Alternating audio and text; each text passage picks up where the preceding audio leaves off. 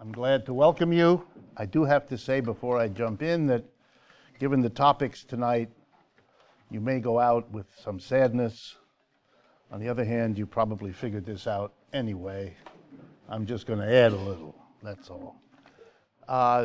Very quickly on our announcements.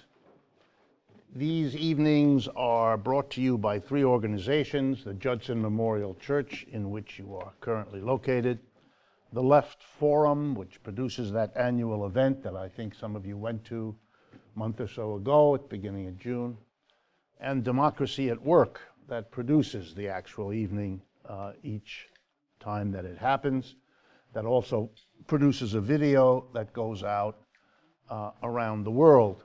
And I'm very pleased to let you know that we average between 70 and 100,000 views around the world of what you're about to hear. That's the level of interest and hunger, if I can use that word, for the kinds of analysis that we try to produce. I also have, very quickly, a few announcements, and these are as much for the audience that's going to view this on the internet as for all of you. One of the best ways that you can support us is to subscribe to our YouTube channel. If you watch anything we do, and we put a great deal of material up on YouTube every week, it's really important that you just subscribe at the bottom of the channel. It translates into all kinds of concrete benefits that enable us to do what we're doing. So if you're watching and you're not yet subscribed to our channel, hit the button that tells you how to do that, and also the little bell that will let you know when anything's on there that you might want to take a look at when we add it.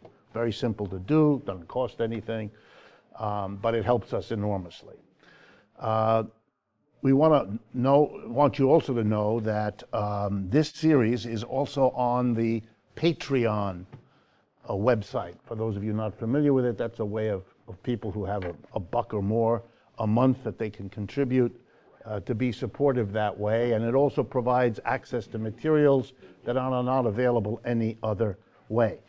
So if you're interested, particularly if you want to let other people share whatever it is you get out of these evenings, just go to Patreon. It's Patreon, patreon.com/GCLEU, Global Capitalism Live Economic Update, which is what we call this. If you are a fan of Economic Update, the weekly radio and television program that we produce, we have a new format. You can view the entire episodes on YouTube. You can download also our new listening apps on Apple Podcasts and Google Play. Sorry to go through all of this with you, but it's the way you have to do this nowadays. We've also launched a Democracy at Work store. If you are a fan of mugs and t-shirts and stuff like that with interesting, radical things on them that can provoke your friends or family into rage, just go to our website, Democracy at Work/store, and all of that is available to you. And finally, we produce a regular podcast called Puerto Rico Forward, produced by people in Puerto Rico that we work with. And you can find that also through our websites, and you can subscribe to those podcasts also on Apple Podcasts and Google Play. Okay, let's jump in, as we usually do, with a few shorter items that are nonetheless very important before we get to the main topics. My eye fell upon a small announcement made last week that has lessons for all of us. The announcement was made by the Goldman Sachs Corporation. I'm sure you've all heard of them and hold them dear in your hearts. And they announced with great pride, I believe it was on the 3rd of July, so it's a bit older, 3rd of July, an addition to their board of directors. Very proud they were to announce that Drew, D-R-E-W, Faust, F-A-U-S-T. Now, of course, Faust raises all kinds of images, and I want you to keep those in your mind as we proceed. Who is Drew Faust? First of all, Drew Faust is a female. Drew is usually, I think, a male name, but in this case, Drew is a female. And she ended her stint as the president of Harvard University on the 30th of June, and it took her 2 days to make the transition to be on the board of the Goldman Sachs Corporation. She is already also on the board of the Staples Company, a company that sells things to universities. Of course, that's purely a coincidence. She is now, therefore, on the board, and I wanted you to feel good about that. She will get, as a payment, a one-shot payment of $500,000. I mean, it's helpful to work for Goldman Sachs. And she'll get, on top of that, an annual retainer of $75,000, for which she will occasionally have to go to meetings and at least look like she's not sleeping. Okay? Which is what many board meetings require you to do. I took the liberty of reading her valedictory speech, her last speech at Harvard, which is published in the latest edition of the Harvard Magazine. If you've never looked at Harvard Magazine, I urge you to do it, because what you will find in Harvard Magazine will correct images you have of what that institution is, because it has the depth of Look magazine or Reader's Digest or other elaborate items. Anyway, in her speech, she talks a great deal about learning and her commitment to learning. I really don't mean to ridicule her, although the opportunities are many here. But here's interesting what she has to talk about the world and Harvard and the importance of it. By the way, for those of you not familiar, if you go to Harvard, one of the first things they tell you, I guess I should mention this. I went there too. To reveal this, I should reveal this. Transparency. Well, I'll tell you a story. When I went, we had an orientation as a freshman. We came a week before the school actually started, which a lot of colleges do that, to help the new freshmen. The women were also called freshmen. They didn't, at that time, protest. I presume they would now. So the freshmen got together in a big hall, and the president greeted us. And here's what he said. I mean, he said many things, but this was the one that stuck in my mind. Look, by the way, he said, look at the man to your left. There were women there, too. Look at the man to your right. He was used to Harvard. He had been there for a while, and they had just gone over from being only male to being co-ed and all that. He said, one of them will be a senator. One of them will be a captain of industry. And what I want you all to understand, he said, I'm 17 and a half years of age at this moment, is that we do not educate you.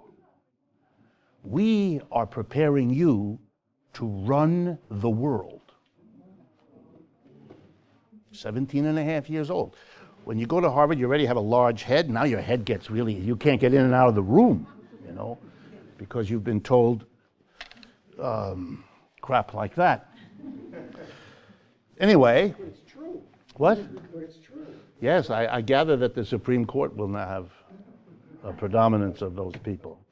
Yes, it has its grain of truth, and grain is all they need at Harvard to make an entire bread. Anyway, there's not a word in her statement here about capitalism. I found it extraordinary. She talks about education. She talks about learning. She talks about the mind. She talks about a lot of very important things, and I know they're important because she keeps telling us these are important things. But she hasn't got a word to say about capital. It's not an issue. It's not a topic. It's not a reference point. She talks about the ups and downs of the economy without giving the economy a name or a label or an adjective, which is what you learn to do if you go to Harvard. Not a word. Then she boasts. She boasts about having raised a record amount of money to be contributed to Harvard. Giving money to Harvard is a replay of the old claim, coals to Newcastle.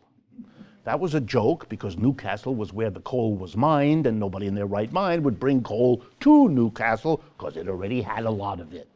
And giving money to Harvard is the same absurdity. But carefully done, she thanks everybody for giving a lot of money. She doesn't want to recognize, as I hope all of you do, what it means that billions are given to Harvard. The billions that are given to Harvard are given by people who use that contribution to reduce their tax liability, because that's the law in the United States. So if billions of dollars were given to Harvard, it means billions of dollars that might otherwise have been paid in taxes if other uses had been found for that money, thereby giving the government the ability to make loans to students and fix the roads and build it. So those are not there. Harvard, which doesn't need it, got billions in such a way that those of the society who need it won't have it. At this point, if I had more time, we would stop and I'd play the Harvard song for you. All right? The bottom line is, to coin a phrase from an old sociologist many years ago, some of you may still read his work, C. Wright Mills was his name, and he coined this phrase, the power elite. And by that he meant the people who run the big industries and the people who run the military and the big politicians. And he also included the heads of the universities, the people who together make it all happen, or as that fellow said to us, run the world. But they run it at your expense. And they celebrate it in such a way that we can all read about it, carefully having sanitized every part of this that represents how they rip off the society in order to create the wonderful rooms and the leather chairs and the elegance. I learned to drink sherry when I was a student, having not had that pleasure in my family of origin. I learned the importance of having a leather patch on the corner of your jacket, not because you needed it or it was worn away, but because it was a sign that you belonged in a place like that. And clearly, as you can tell from what I do, it didn't work with me. Okay. They tried. They did try, but it didn't work. Harvard. You can put lipstick on a pig. It is still a pig. Okay. Next. In Massachusetts, which is where Harvard is located, in Massachusetts, something else played out over the last few weeks, and I wanted to talk to you about it because it's also remarkable in the lessons it gives. Massachusetts, even though it's a quite wealthy state and pretty liberal, had a rough time because some liberally types, progressive types, proposed a tax on millionaires, by which they meant if you earned more than $1 million per year, you would have to pay a sales tax. There's already a sales tax on income of about 5.1%, and it would have risen just for those who earn over $1 million, which is a tiny percentage of the people of Massachusetts. It would have risen to 9.1%, would have raised $2 billion, and would have been applied to the problems of the education and transportation systems in Massachusetts, which are in trouble. Okay, that was defeated. Corporations went to work to defeat that. The power elite, the rich, Drew Faust was busy and so could not weigh in on that particular issue. For some reason nobody can understand. That's a joke. I'm trying to make jokes. Okay, good. And the argument I wanted to raise with you, the argument given by the rich was that if you pass the millionaire's tax, by the way, we had that in New York too, Mr. Cuomo killed that, one of the many contributions he has made. The argument was made, if you tax the millionaires, they will run away. They will move. Now, before I explain to you why that's nonsense, before that, I want everyone to understand what that means.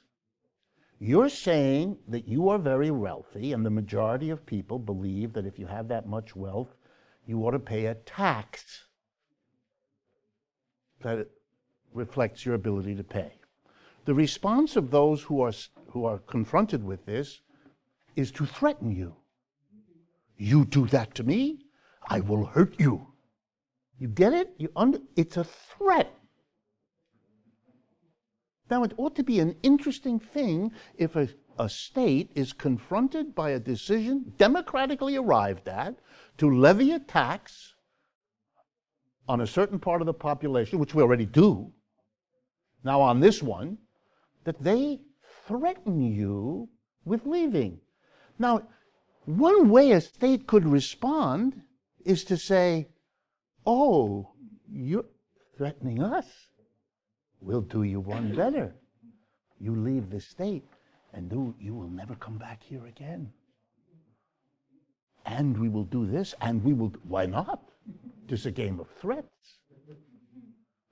But instead, the politicians folded. Because it turns out they don't have a stomach for that kind of a fight. And so they cave, and they use that argument to their own constituents to justify why they didn't vote for that.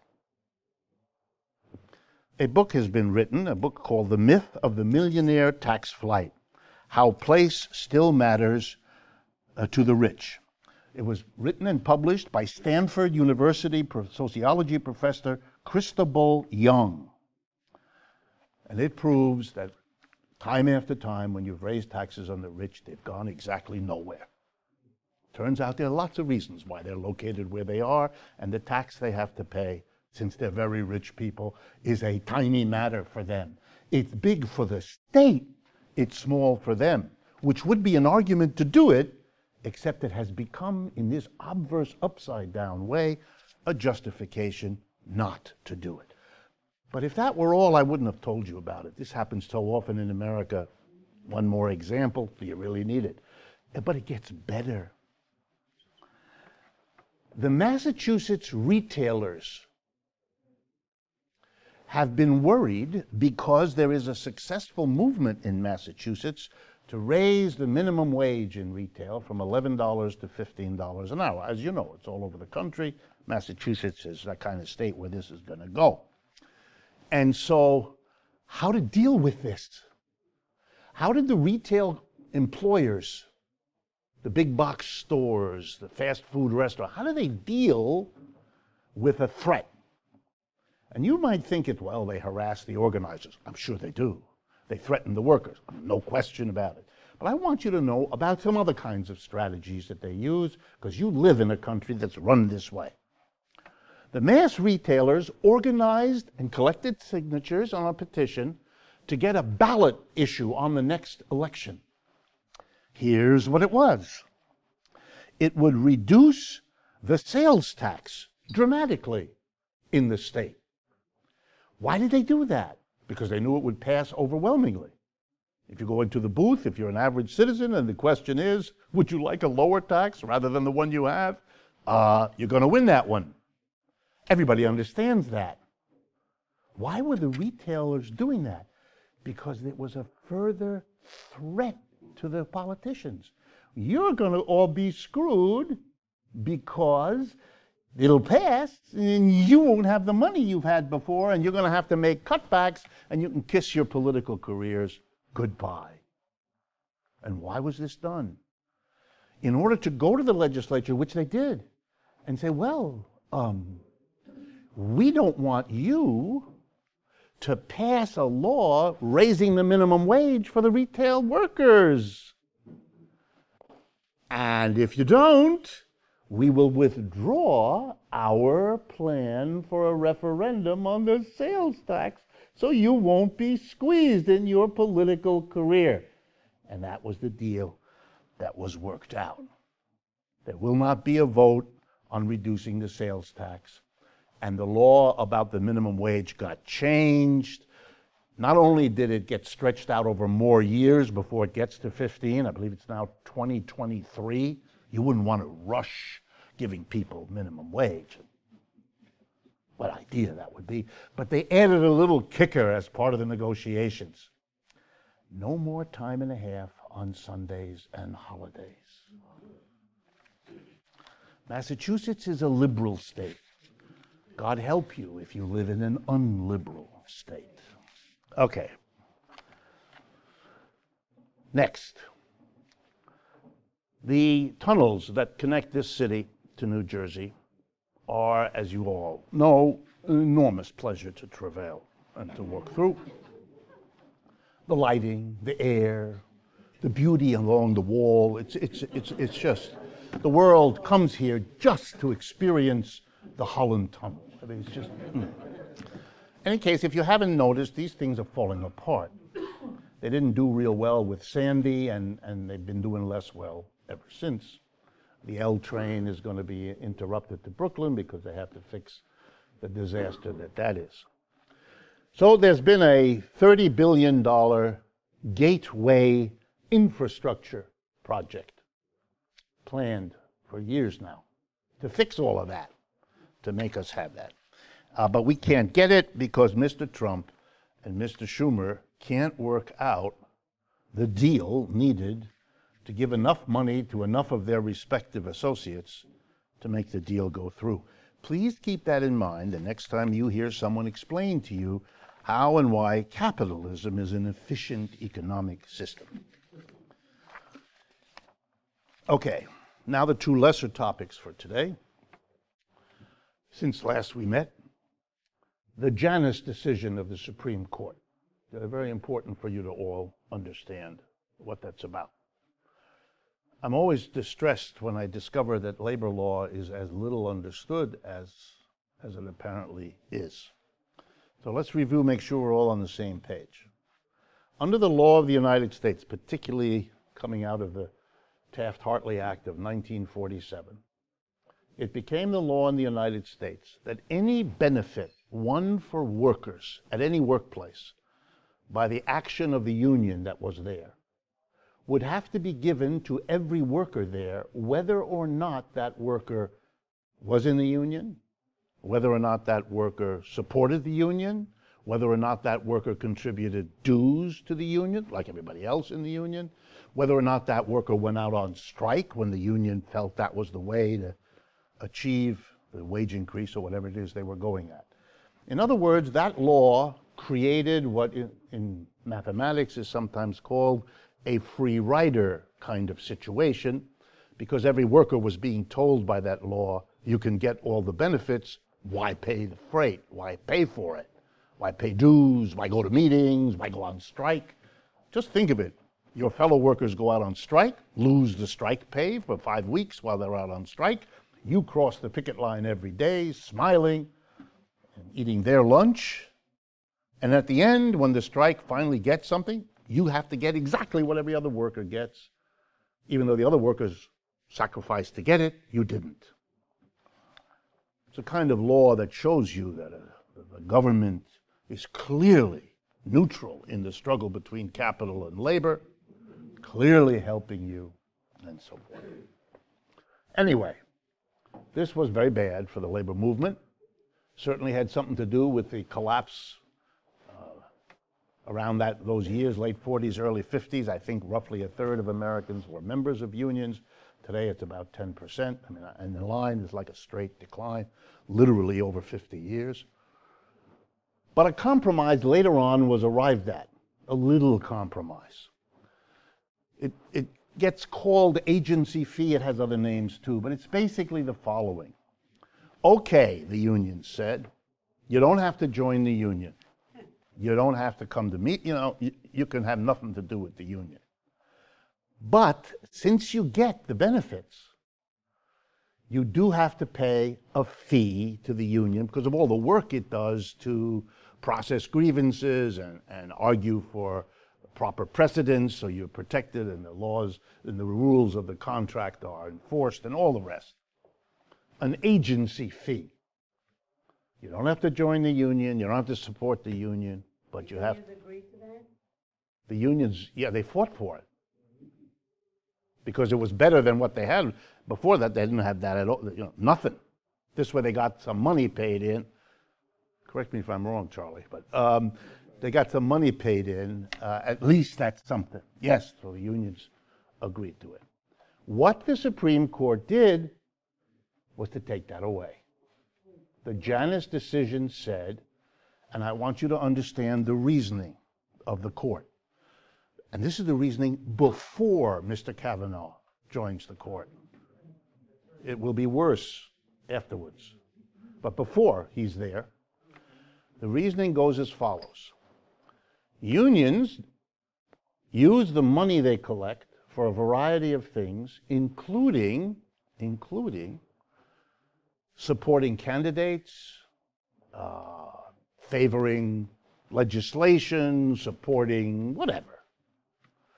And that means that a worker who doesn't agree with what the union is doing, saying, is being forced to pay for something he doesn't agree with.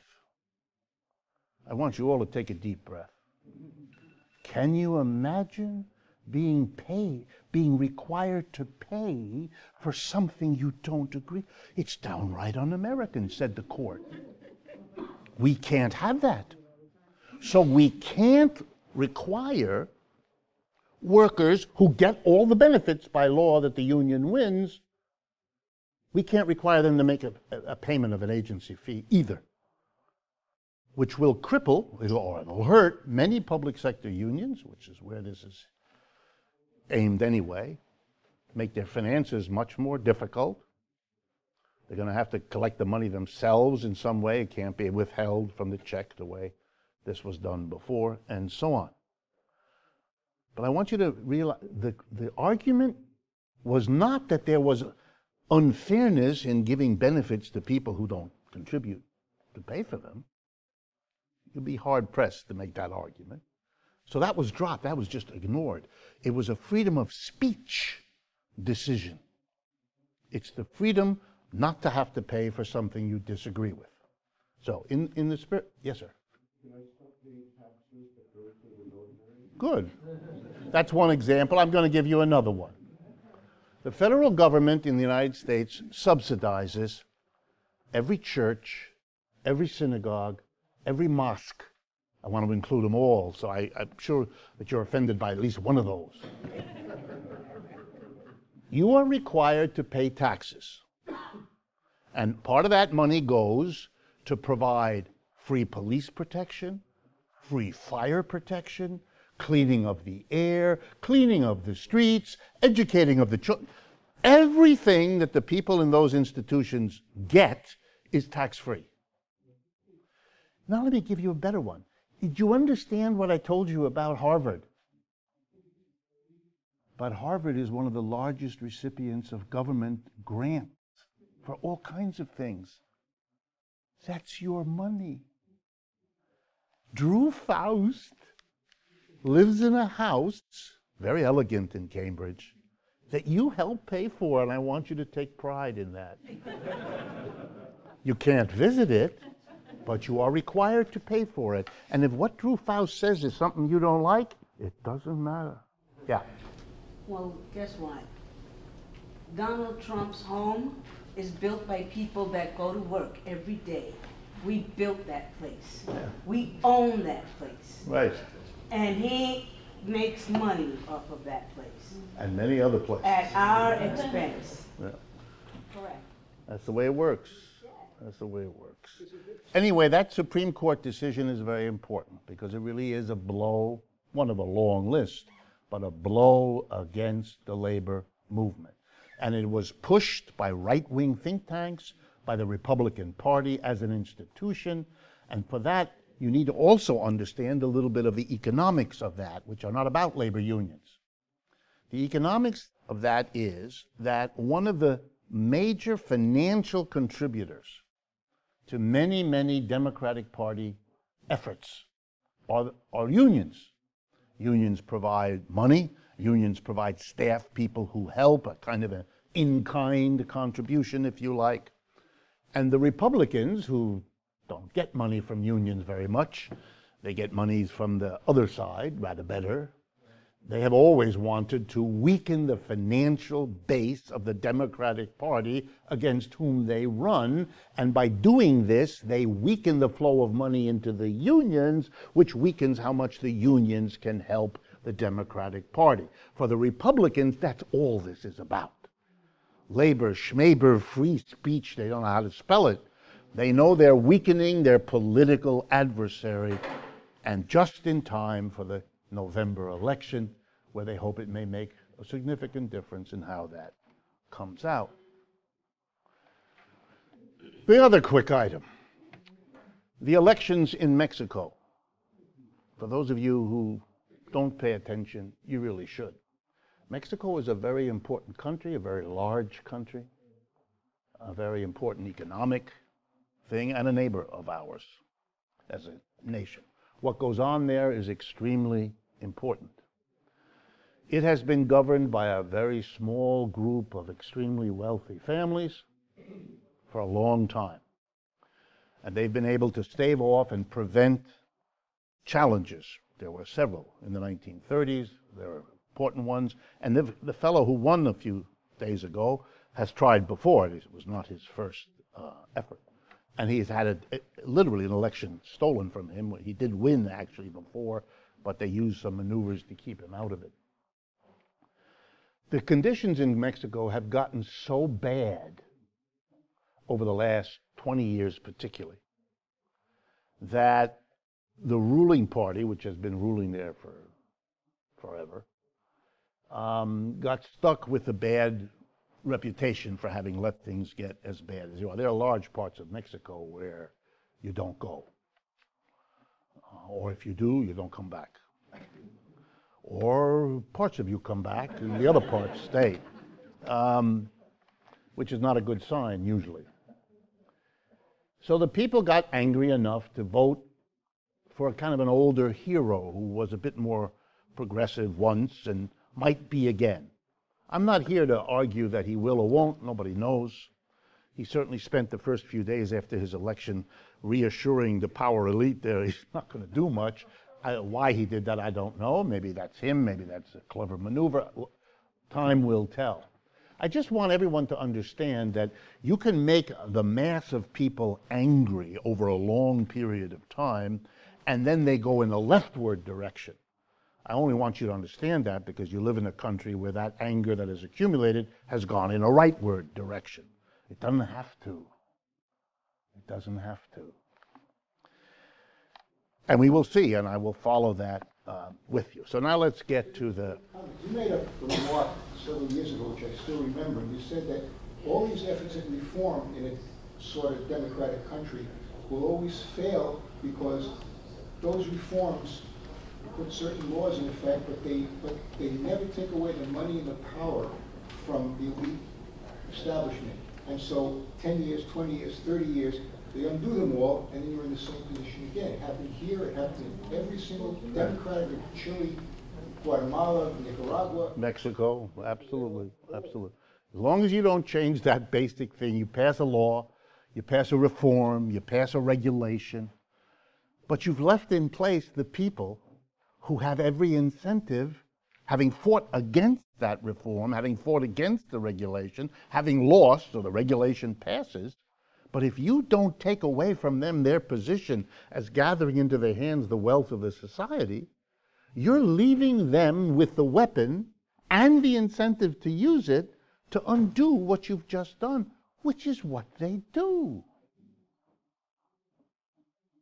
It's what they do. They've always done that. The notion that you can make the piecemeal adjustments and reforms and somehow they'll stay there? What? What do you think? The people who didn't want that, they all went to sleep? They all said, gee, we lost, so that's it. We won't try again? No, they, guess what?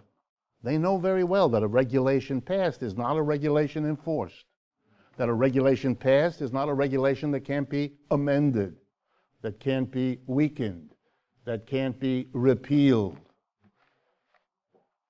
In 1933, after the worst collapse of capitalism in its history, we passed a banking act. Glass-Steagall, it was called. It prevented commercial banks from risky investments with depositors' money, because that was considered to have, the banks, not for 1 minute, they fought against it. They were defeated because of the mood of the country in 1933, which was very anti-capitalist and even more anti-bank, even more than this country is now. So that law was pushed. The banks immediately went to work. First, they evaded it. They set up banking subsidiaries in the Caribbean that weren't subject to American law, so they could do it, and then this and that, and then they weakened it.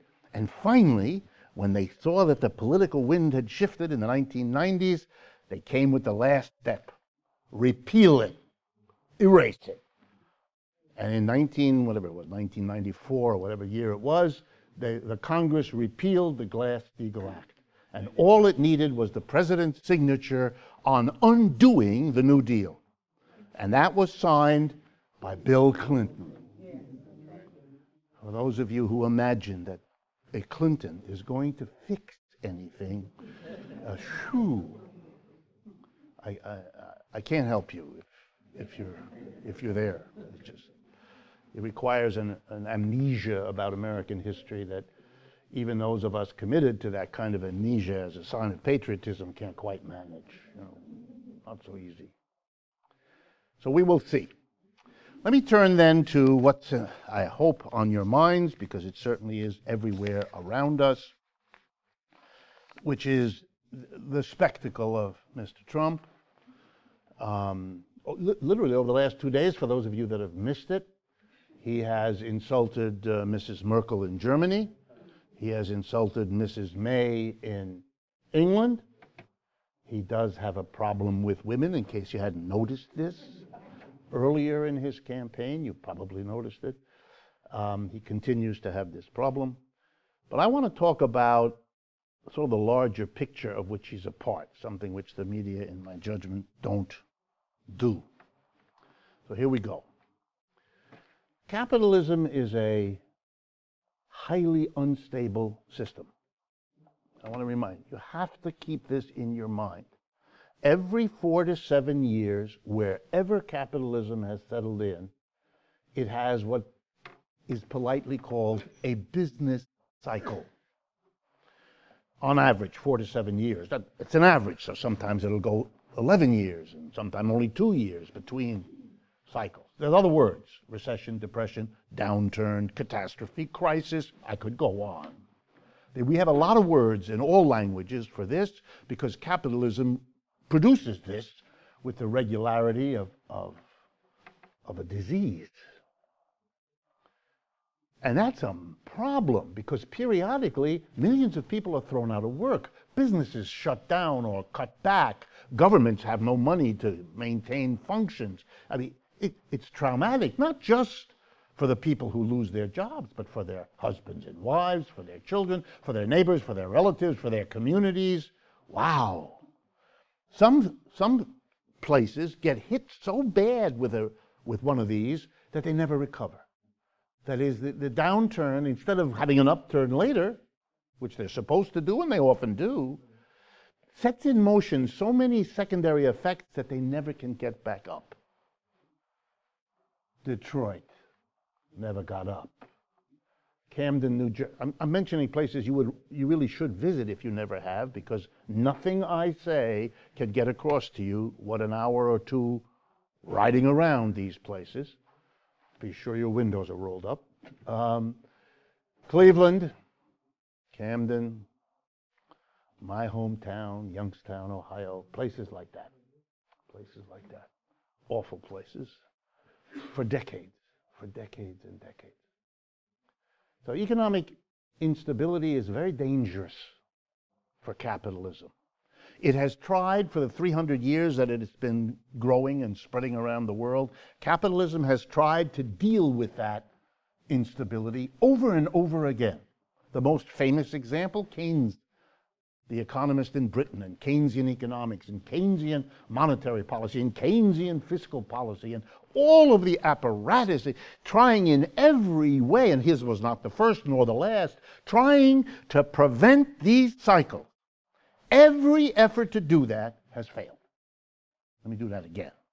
Every effort to overcome the cyclical instability of capitalism has failed. That's why we're in 2008, the collapse we had just there. Proof positive that we didn't fix it. Is busted badly. Okay? The second wonderful quality of this system is its tendency to inequality. Left to its own devices, capitalism makes the rich richer, and the rest of us, well, you know. You know. If you needed the proof, Mr. Piketty, a very well-established French economist, wrote a book in 2014 called Capital in the 21st Century, in which he literally does the work, 600 pages, documenting time after time, place after place, how capitalism makes it more and more unequal until, this is the absolute situation, there's a political backlash, until the mass of people finding themselves falling further and further behind blow up somehow and demand, and then it gets fixed for a while. Either the inequality stops getting worse or it's even reversed for a while. In the 1930s, it was reversed in this country for a while. The inequality of the 1920s was much worse than what we had in the 30s and 40s. They did reverse it. The New Deal did that because a mass of Americans demanded it, and they got it.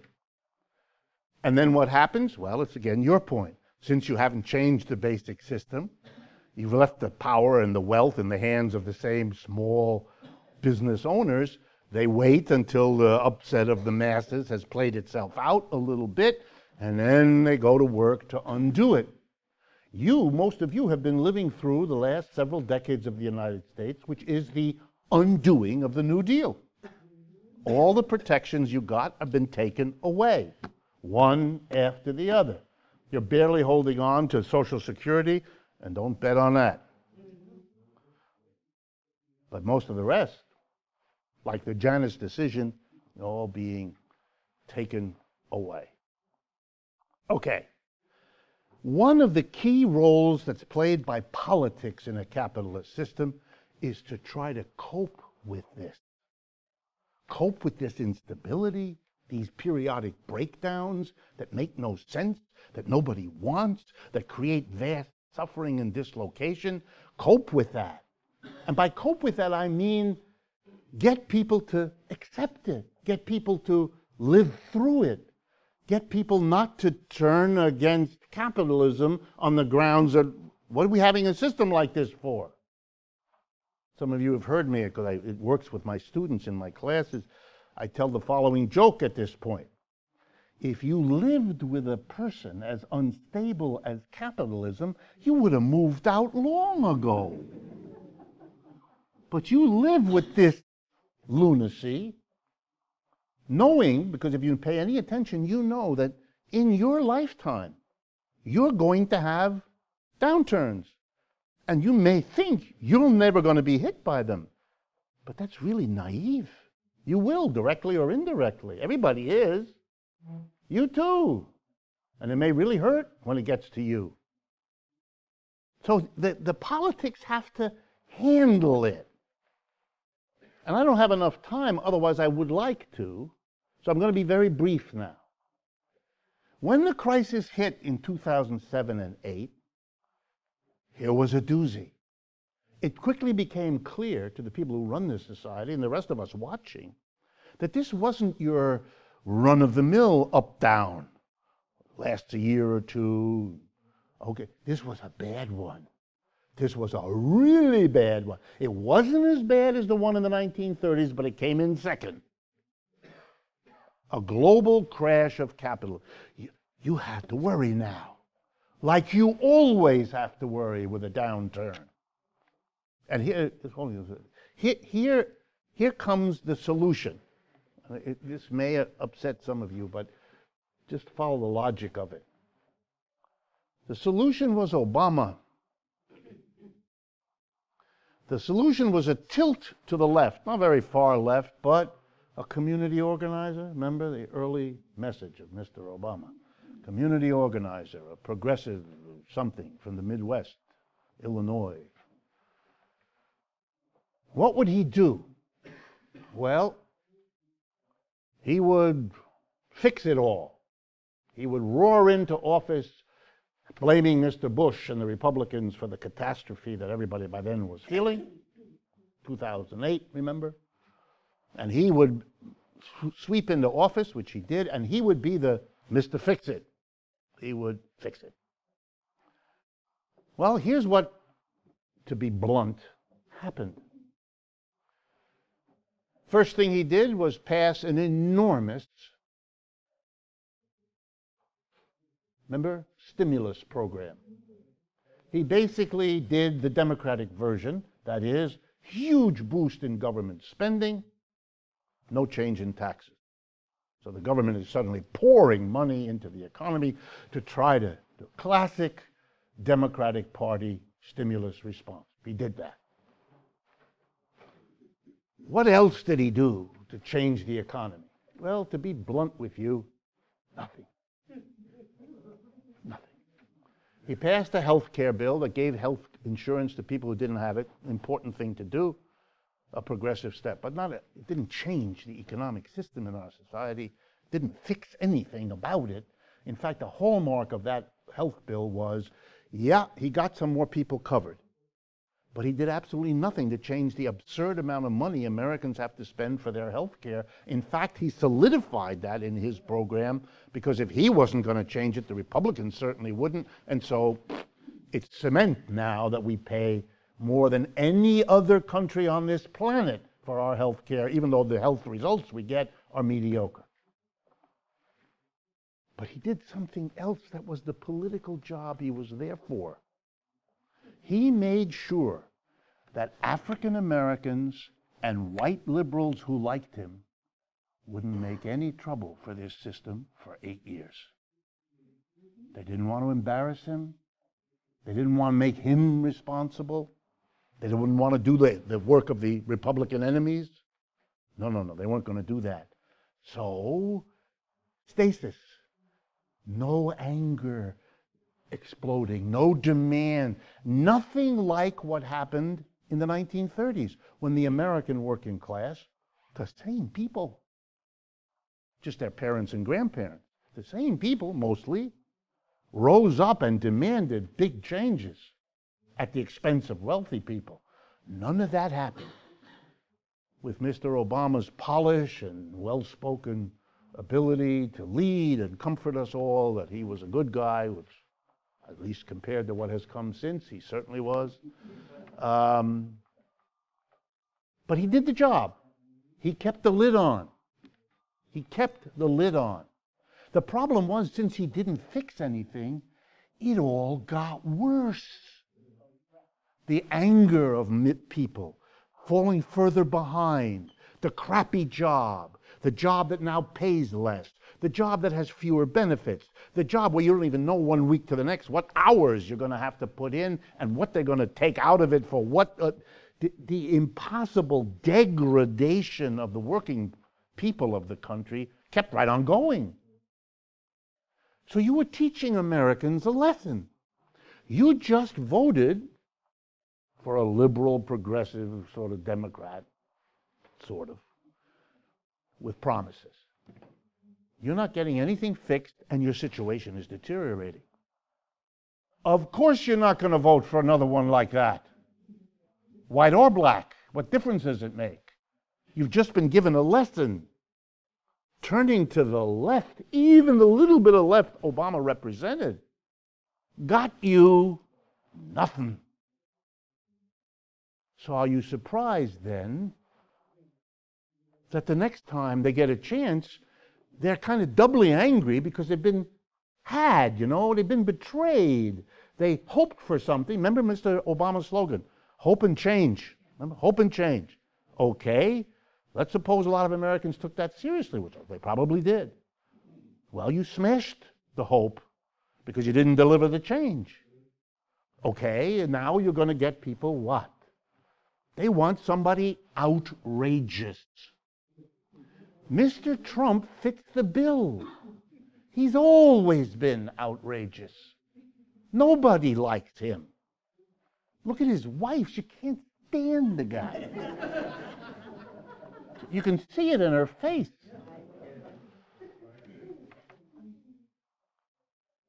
Even the elite in the city don't like him, doesn't let him in. He's been the outsider. He doesn't get it. He's a bully. He's all the things you all know. You don't need me to go through it with you. But that's exactly what people wanted. They wanted the guy who's the outside. They all feel outside. You know, there was a special torture Obama did in the last part of his second term. It wasn't just him. But he presided over this language of recovery. The American economy is in recovery. You know what that does? It says to every person whose life isn't recovering, there's something wrong with me. Everybody else is recovering. You're making a double pain. Not only are they not recovering, but they feel bad that somehow everybody else is, and there's just something wrong with you. You don't have the right education, you didn't go to school, you haven't worked real hard, you're not a nice person, and you have body odor. That's why. There's something wrong with you to explain why this recovery, which is lifting everybody, doesn't carry you. It's cruelty. It's right up there with, I don't know, separating children from their parents at the border. Only it didn't get the attention that gets. For some reason, I don't quite figure out. So Mr. Trump comes in, and what is his job? Well, first, he does the Obama trick. He produces a tax cut to end all tax cuts last December. There he is. First year in office, reaches a climax, and he does what? He delivers a multi-hundreds of billions of dollars in tax relief to corporations. The very things that have been doing better than anybody else for the last 30 years. He gives a tax cut to people who don't need it. They didn't even ask, many of them. He cuts the taxes from 35% corporate profits tax, 35% to 21%. That's a large cut, producing hundreds of billions of dollars of money that these corporations now have. They don't have to pay in taxes. And he promised, of course, like an Obama type, that this will mean rising wages and jobs. If you read the financial press, particularly the last 2 or 3 weeks, let me summarize for you. The overwhelming bulk of that money has been used on what's called stock buybacks. What the corporations are doing is taking the money they don't have to buy, they don't have to pay in taxes, and they're going into the stock market and they buy their own shares. It's very important. So take, for example, General Motors. The board of directors, and I'm not talking about them in particular, it's just an example. Board of directors now has an extra $5 billion in taxes they don't have to give to Uncle Sam. So they go into the market and they buy shares of General Motors from whoever owns them. And of course, with a sudden surge of purchasing, the stock prices go up. And why is that interesting? Because the executives of General Motors, their payments and bonuses are linked to the performance of the stock. You get this? This is not a very hard science, this business. This is called thievery. If you do this, you're going to go to jail, or the equivalent. But this is all legal.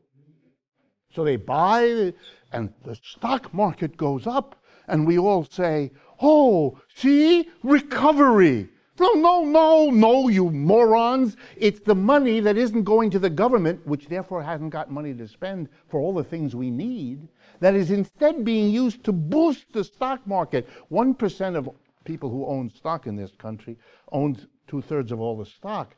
That's good for the 1%. That's who owns the stock market. It's good for the executives whose salaries are hooked into the value of shares. Yeah, there was a time. There are countries in the world where it's not allowed or it's limited. Not here. We have freedom. We have freedom. So what does Mr. Trump do? He does an Obama. He gives an enormous boost to the economy. That's why unemployment is low right now. There's a flush sense of lots of money, but the corporations are not hiring very many, and they're certainly not raising wages. They're buying back the stock. You know why? When you ask them, which the business press does, we're not going to invest in producing more goods and services. We can't sell what we now produce. There's no money in investing this tax saving. But that was the rationale given by the Trump administration. We're going to give them the loan because they're job creators. No, they're not. They never were. You only create jobs if you think you can sell what those jobs produce. They know they can't. Partly they can't because others in the world are doing a better job. Partly they can't because the American wages have gone nowhere in 30 years, and so there's no purchasing power here. The latest statistics indicate, released this morning, consumer credit is taking off again. Americans are once again, in the face of no wage increase, making that terrible decision, I'm going to go into debt. Not just for the students for school, but now the general credit, the revolving credit, credit cards, auto loans, all the rest. So what is Mr. Trump's plan?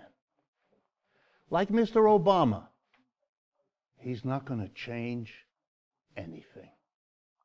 There's nothing he's proposing to change anything. Corporations will do their thing.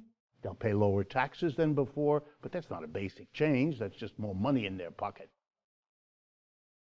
So what is he giving to the mass of people if he isn't giving change? He's giving the opposite of what Mr. Obama gave. Obama gave liberal, slightly progressive language about inclusivity and caring about people. You know, you all remember. Mr. Trump has a different song. His song is, I'm tough, I'm bold, I'm going to kick ass around the world, I don't care. I am the disruptor, I'm out to help America, I'm going to make America great again, you should all pay attention to me because I am giving you bullshit. But you bought Obama's bullshit, why don't you buy mine? And you know something? A lot of people are. They're finding it exciting. Yes, their job is no good. Yes, their children have a hard time paying for school. Yes, they don't see any help coming down the road. But look at him, he's telling them where to get off. They have to, yelling at NATO and yelling at the WTO and yelling at these foreign leaders and yelling and he's yelling. And he's yelling to make things better for me. Mr. Obama said he was trying to make things better for everybody too. They gave Mr. Obama the benefit of the doubt until they couldn't stand it anymore. And that's the issue, friends. That's the issue for Mr. Trump too. He cannot deliver anything real. He's got to be tweeting all the time. He's got to capture your interest. He's doing a pretty good job. He's got to capture your attention, your interest, one theater piece after another. He's got to have exciting things with Mr. Putin. He's got to go to the brink of war with North Korea and then get the Nobel Peace Prize for not having the war. But this is all, really is, it's theater. Mr. Trump has no future unless he can harvest this version of the old Republican game. The Republican game was always big business and a mass of conservative people. You have to weld those two together to make a winning election combination. And the Democrats, they've usually tried to get the working class and then minorities, women, and all of that. Unfortunately, because of Obama in part, but because of the Democratic Party's own evolution, they made no effort to face or to offer an answer to the declining economic circumstances of the mass of the American working class. What they did in the 1930s, they didn't do this time. And they lost them. And so they're left with minorities and immigrants and women and liberals, but it's not enough. And now their strategy is to wait for the obverse of what the Republicans did. The Republicans waited for the mass of people to become so disaffected from the nothingness that Obama did. They're now hoping that the people will become disaffected with the nothingness Mr. Trump's doing. And they may be right. I'm not here to tell you they're wrong. That's their strategy. That the American people will get disgusted with Mr. Trump and vote in another Clinton or something like that, or an Obama or something like that, rather than faith that our politics is a politics in which we clean up, or we ask our political instruments to clean up the mess that capitalism makes of so many people's lives, to come up with a solution that is 3 parts political theater and 1 part helping the rich in the hope that it trickles down a little bit. It's the old trickle-down business. It's all it is. There's nothing new here. Just like there was nothing new really in Obama. There's nothing new in Trump. These are variations on the same thing. But, let me end it with this. I'm going to respond to some questions. It's always possible that these things spin out of control. Nobody here should please do not understand me as saying that anything here is under control. Mr. Trump is trying to survive politically with the cards he can play, given who he is and who his supporters are. Just like Mr. Obama did with a somewhat different hand. Neither of them is in control of this situation. These tariffs, this absurd game, it's worth a couple of minutes before I do the questions. A tariff. You all know what a tariff is, just another name for a tax. It's the name you give a tax when it's a tax on a particular thing, namely an object produced in another country that crosses your border and comes into your country, and you hit it with a tax as it crosses the border. It's like being hit with a fine when you drive from Massachusetts to Connecticut. I mean, we don't have that, but you suppose someone was there and you had to pay $5 to enter. That's all this is. It's a tax. You can't bring that car or that bottle of wine or whatever it is that's coming in from out of the country into America without paying this tax, which is called a tariff. All countries manipulate their foreign trade. This is a process as old as capitalism, if not older. Capitalists who have problems go to their government and say, help us. And one of the ways a government helps a company, by the way, why does a politician do that? So he gets money. It can be a bribe. It can be a donation to his favorite charity. It can be a contribution to his political campaign. It can be, who knows, as many as you can imagine. So the politician wants to get the support. So he does something. What is it the business, it's usually businesses, what do they want? They want help. One of the classic things they want is, suppose foreigners have figured out how to produce what an American company produces, but they either do it at a lower price or they do it at better quality. Let me pick a random example. Automobiles. For a long time, Ford, General Motors, and Chrysler were good at what they did. Then German and Japanese and other countries began to figure out they could do this better and cheaper. And they proceeded to do it better and cheaper. And Americans, not so surprisingly, said, ooh, I'd rather spend less for something better. Bye-bye Chevy, bye-bye Ford, et cetera, et cetera. Ford and Chevy went to the government and said, help us. Now, of course, they can't say when they go, please help us because we're so inefficient we can't produce a car to save our lives. This doesn't sound right. So instead the argument is, they're cheating. Huh? Yes, they're cheating.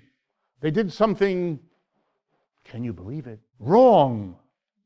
something we would never do, because we don't play by these nasty rules. So we deserve help to offset their cheating. One help you get is a tariff. So let's suppose the Toyota comes in $1,000 less than the equivalent Ford. You slap a tariff of $2,000 a car. Now the Toyota costs $2,000 more than it did. The Ford is now cheaper rather than more expensive.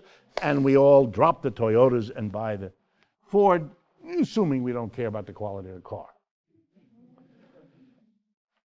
Has the United States done that? Yes. Always. Now? Oh, yeah, now, because that's included in always. Every country does this sort of thing. Let me give you the example, the best example I think of all the time these days. Light trucks. You know, Americans are in love with those little pickup trucks. Large numbers of particularly male persons seem to get testosterone boosts by being in a little truck rather than in a simple car. It does wonders for them. I don't want to take away anything. Obviously, I'm doing that. So foreigners, it turns out, can make better trucks than we can, and cheaper, just like they can make better cars and cheaper than we do. So back in 1962, we put a tariff on light trucks, 25%. It's been in effect since then. Is it in effect now? Mm-hmm. Tariffs. Suddenly, Mr. Trump discovers tariffs. They're cheating. Who's cheating? Everybody cheats. And it isn't just tariffs. There are other ways. When the Japanese cars first came in a big way in the 1960s and 70s, the United States went to Japan and threatened them and said, you can't send more than a certain number. That's called a quota system. You can send up to 200,000 cars, but not one beyond that. We don't care what the price is. So you have a cheap, good car, fine. You can. Those were the days where if you wanted to buy a Honda, you went to a Honda dealer, you gave them your name, and you were put on a waiting list, and if you were lucky, by next Christmas, they'd call you up because you couldn't get them. Everyone knew they were better, but they had a quota. So the United States is not some naive, you didn't make a good deal. Mr. Trump is going to do a good deal maker. Oh, stop. If you believe that, then you believe that if you buy that certain kind of soap and use it, your sex life will be transformed. Right? You know that when they tell you that, they just want you to buy this soap. The rest of it is bullshit. That's what this is. This is political theater. All the rest of it is nonsense. And the same applies to the immigration issue. Don't be fooled by this.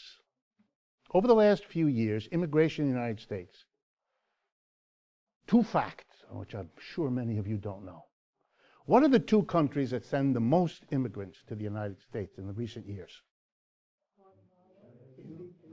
China and India. What's in the news all the time? Hispanic. It's as if our immigration, it's as if Mexico. Bullshit. It's not that. It's not that. That's theater, folks. It's all theater. How many of you have seen the movie Wag the Dog? That's what you're watching. This is a made for your distraction soap opera. With the children and the parents and the others. What? This has got nothing to do with, this will not change anything in the American economy. Nothing. Not only that, the few places where this was going to make any difference are already busy working around it. The farmers who need the cheap labor to pick, they're already working a deal with the Trump administration to get special short-term laborers, foreign students. They're figuring it out. By the way, including immigrants who will come in now under a new name. This is childish, this stuff. I'm going to make America for Americans. Every European leader is toying with this. If you're interested, you want to see even more extreme than America, Hungary, Poland, other countries. Part of the Brexit in England was an anti-immigrant kind of blame the... It's as old as Methuselah, this stuff. This is called scapegoating. It has nothing to do with the issue. The whole point of it is to distract you from the issue. Get all excited about the immigrants. Help them because, we're a country built out of immigrants. Yeah, we are. Who cares? To be honest about it, do you? It's like Melania's jacket there. Do you really care? They understand it. This is theater. This is to get you all excited, to make believe, while he is holding back Hispanic immigration, the Chinese and the Indians are the ones that are making the immigration real in this country. But he doesn't say a word about them because it's not politically advantageous to him. That's what this is about. It's so important that you understand. But the last thing again, it can spin out of control. Let me just give you one example of how it can be done.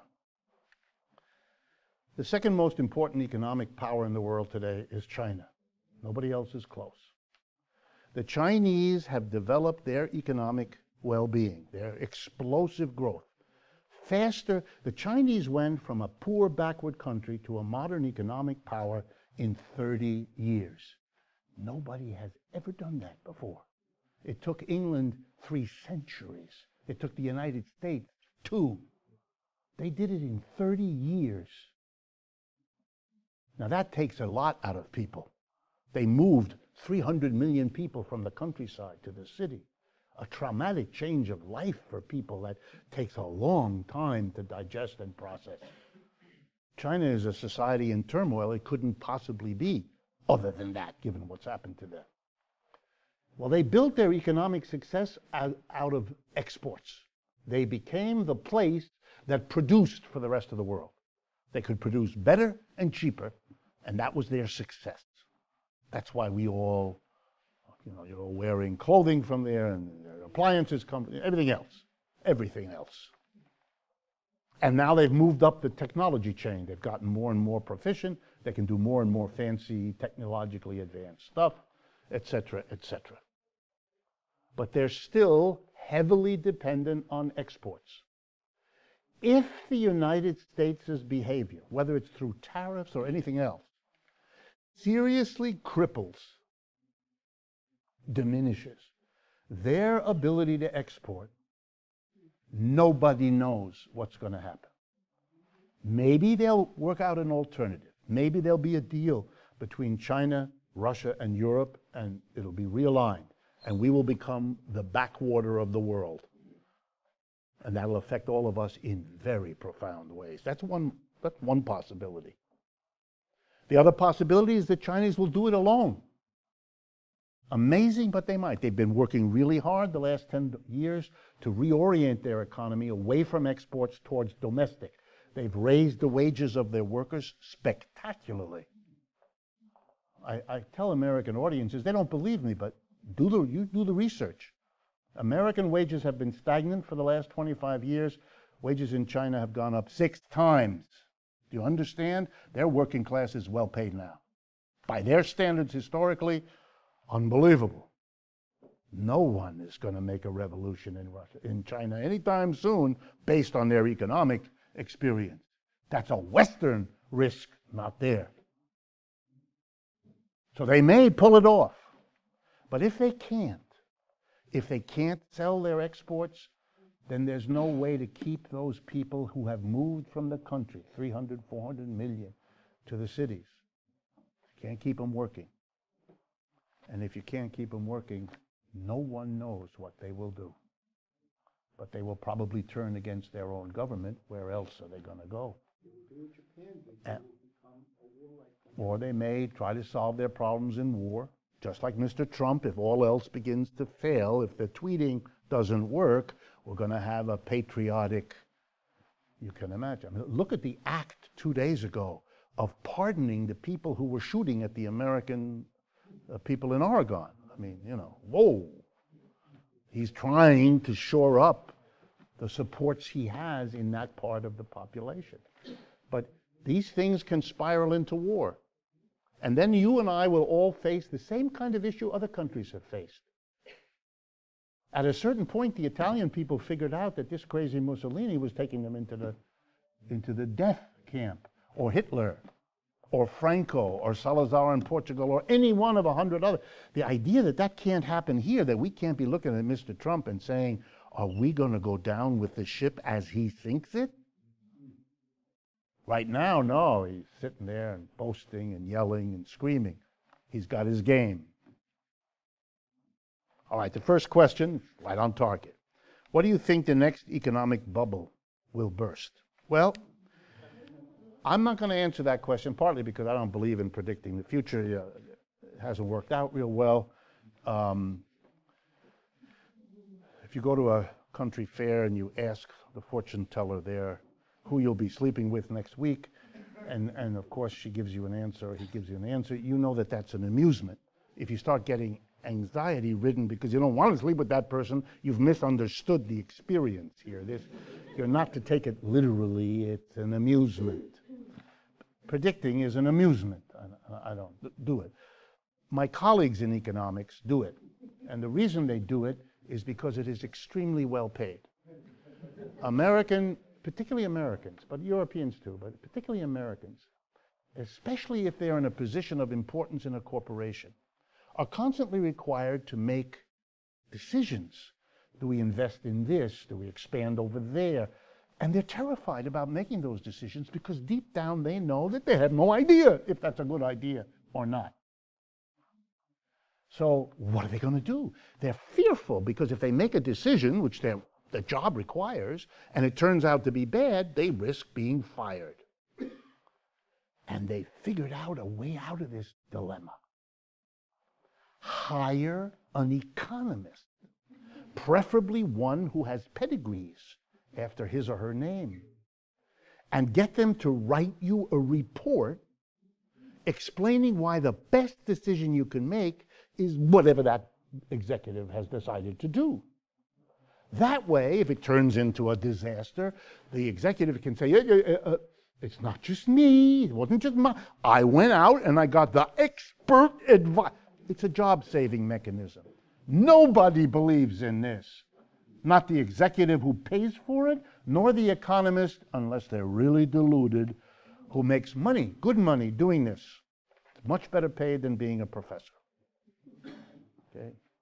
So, having said that, the financial press is full of predictions of collapse, particularly in the last month. It started in May, got really serious. It already began in January, but it got really serious since May, and in the last few weeks, Morgan Stanley, Citibank are out with statements saying to their clients, sell your stocks, get out. It's terrible. The level, and here's the basic argument, the level of debt in this society is out of control. Corporations have loaded up on debt because we've had these artificially low interest rates, right? Because of the economy started to collapse with the dot-com bubble in 2000, then compounded by the crash in 2008. The Federal Reserve came in, as I assume most of you know, and dropped interest rates to historic lows. That's why if you have a savings account, you look there, and each quarter you get 82 cents. When you used to get dollars, that's because the interest rates are low. Well, for you, it's bad news. Who cares about you? For corporations, it's party time. It means they can go and borrow limitless amounts of money at very, very low interest rates. A good bit of the stock buyback is done with borrowed money. The company borrows money at 0.5%, goes in with that money and buys its own shares, drives up the price of the shares, and says to the world, look how good our company is doing. This is a company that's now in debt way more than it was before. So corporate debt at record levels. We've never seen it before. Government debt at record levels. We've never seen it before. And now going up because the tax cut of December is meaning the government has much less revenue, and they increased government spending to keep the Democrats from making a revolt. And so we have growing government debt, and now the consumer debt is taking off because people are at that juncture. They can't anymore solve their financial problems any other way. They were still reacting from the collapse in before, by holding back, but now they can't. They've held back long enough. That's why people are taking crappy jobs at low income. You know, if you get unemployed, you get unemployment insurance for a while, and when that runs out, you know, you rely on your savings, and when those run out, you rely on your family and your relatives and your friends, and when that runs out, being a greeter at Walmart looks less horrible than it did last week, because you don't want to have that scene with your cousin one more time. It's just too hard. So you work at a crappy job, you work with no benefits, you work all the rest of it. So when is the next one coming? Nobody knows. But this is an economy that is living on borrowed time. Mr. Trump in December did a classic Keynesian move. He cut the taxes, so the money coming into the government is much less, so all these companies have money to spend, and he increased government spending. How do you do that? You have less money coming in and more going out. And the answer is you borrow it from anyone in the world who's willing to lend you. And because the world capitalism is very shaky, a lot of people around the world are very nervous, and they bring their money here. So it works. The United States collects the savings from around the world, allowing the government to play this game. Of course, this wouldn't work if the rest of the world said, no more. What's the country, the number one country in the world that we owe money to as Americans? What is the country that has given the United States the most of its savings as a loan? People's Republic of China. And if Mr. Trump pisses them off enough, they will unload that. They'll stop lending here, and they will sell all those treasury bonds they have. And when you sell them, you drive down the price because you're unloading them. And when the price goes down, the interest rates go up. That's the way this is done. And then we will all be sitting here one day having read in the newspaper that our credit card is now going to cost us $15 more a month than it did last week. That our plan to buy a house is over because the mortgage is unaffordable. And we can't get that car because it's now out of reach with the interest rates that we have to pay. The Chinese have all kinds of measures. They don't want to do that. They don't want to do that because it disrupts them. But they're also not going to sit there and be the patsy who takes the entire cost of Mr. Trump's political ambitions. Not going to happen. Last question we have time for.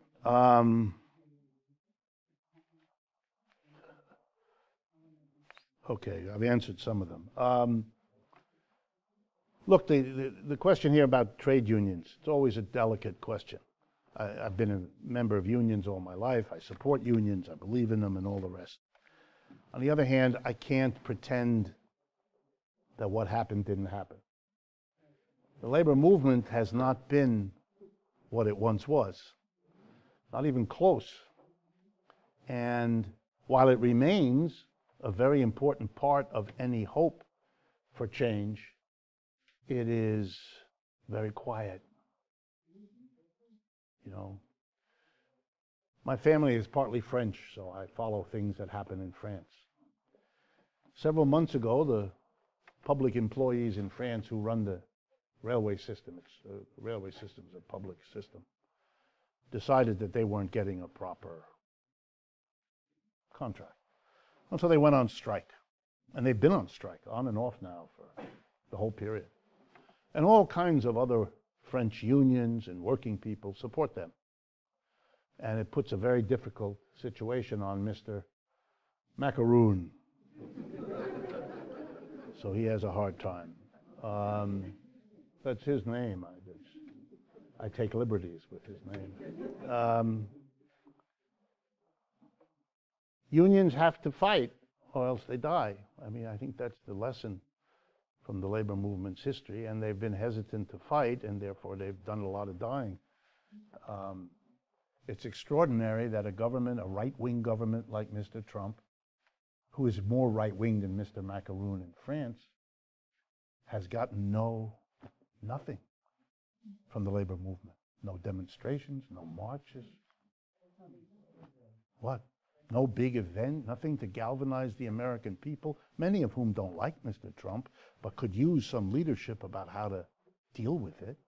Lots of social movements that are used to working with labor and getting help from labor can't these days.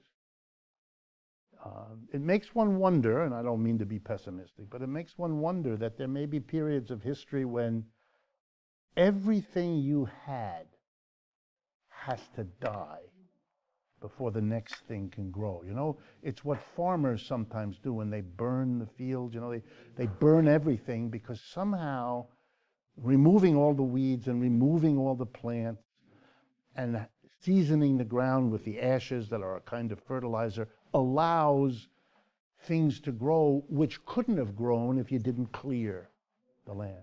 Maybe there's some more still that the American left has to go through in order to get over its hesitancies of being socially critical. Look, capitalism? Yeah, like making capitalism the issue, like saying this system doesn't work for the majority of people.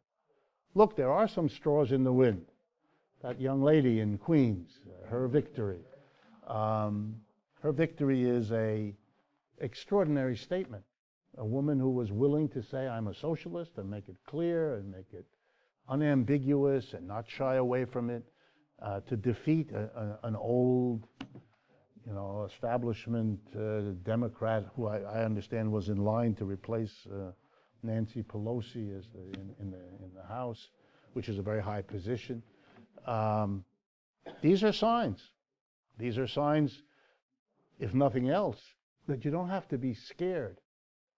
Let me close with that and be very personal. I travel around the country. I do a lot of speaking. That's one of the reasons we've had to go to every other month rather than every month for these events.